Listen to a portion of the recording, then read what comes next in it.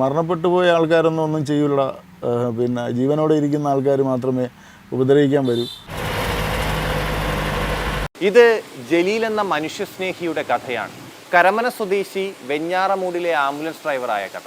Kilimanoor police station പരിധിയിൽ ഈ ചെറുക്കാരം പാലത്തിൻ്റെ അവിടെ വയസ്സായ ഒരു അപ്പൂപ്പൻ മരണപ്പെട്ട് കിടക്കുകയായിരുന്നു. ഞാനവിടെ ചെല്ലുമ്പോഴത്തേക്ക് 2 പേര് ഇത് എടുക്കാനായിട്ട് നിൽക്കുകയാണ്.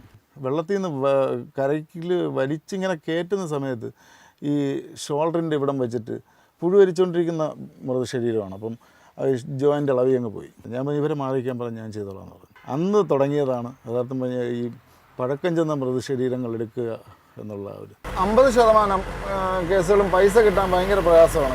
പ്രയാസം എന്ന് പറഞ്ഞു കഴിഞ്ഞാൽ തീരെ പാവപ്പെട്ടവരായിരിക്കാം, ചിലപ്പം മദ്യപിച്ചിട്ട് ലക്ക് കെട്ട ആൾക്കാരായിരിക്കാം.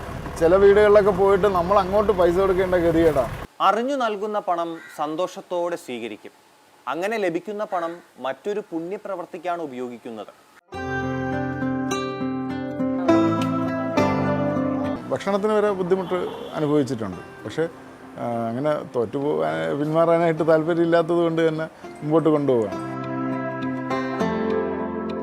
ഇത് പോലീസിൻ്റെ ഒരു സഹായത്തോടു കൂടി തന്നെയാണ് നിലവിൽ പൊയ്ക്കൊണ്ടിരിക്കുന്നത്.